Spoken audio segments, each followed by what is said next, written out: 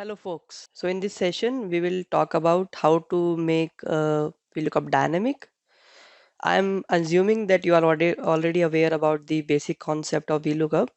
Otherwise you can watch my basic VLookup video. I will provide the description in the link, or you can like scroll my playlist. There you can get that.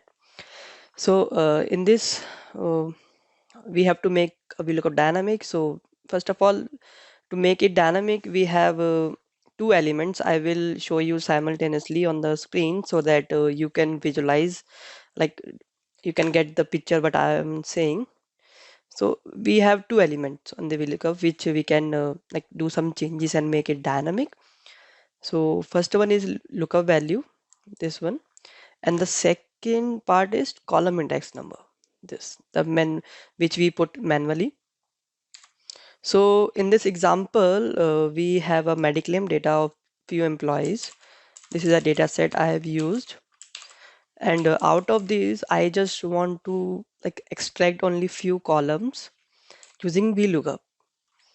So in this, lookup value is employee ID because it is common in both the tables. So it is the lookup value is employee ID. So let's make it dynamic. So I will use the concept of freezing here. For freezing, you can use F4 shortcut key, and freezing means like adding the dollar sign in front of row or column number, so that when you copy and paste it somewhere in the cell, it will not, the reference will not change automatically.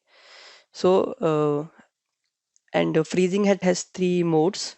When we press it first, it will add dollar sign in both row and column number, but I just want to freeze the column number, not the row, because it should be increasing whenever I'm pasting the formula in row number 4, 5 and 6 and so on. So I will press it again. Now it frees the row number. I will press it again. It just frees the column number which I want, and press enter. So the half marathon we have already won. So now the next part is okay. So before proceeding, I will also like to advise that if you are using the data range within the same workbook, then also please freeze this table array range. I will use so that whenever you are pasting the formula in some other cell, the reference should be same.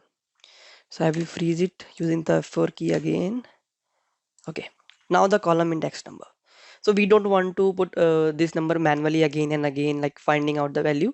So for that purpose, I will use match function. So what match function does is that it find the value, like find the value of a particular cell in the list we have, and it provide the position number of the cell, like from 1 to 10 which cell is contain this value. Okay, so I will use match function, open parenthesis. So in this case, my lookup value for match is gender. Again, I will freeze the row number because I don't want it to be changed again and again. Why not column? Because column should be changed when we move from left to right. So I will use F4 key and freeze the row number, comma. My lookup array is this. We can use it in both the way, like vertically or horizontally, it doesn't matter. We'll freeze the range, comma, 0 for true match, and then close the parenthesis and press enter. So see, now we have dynamic, like we have changed both the way. So if we copy and paste it in the upcoming cells, it will populate the accurate value without taking too much time. So I will use Control D shortcut here to just fill down the values in the upcoming cells, and you can press F2 and see the reference is changing. Like I am in this cell, so my lookup value is C13 and my column is also changing. So this way you can use a single function to extract multiple values, and it will reduce your time. So I hope you got the concept here. If not, then you can like go through this video again and practice simultaneously on your system, and you will get it. Okay, thank you.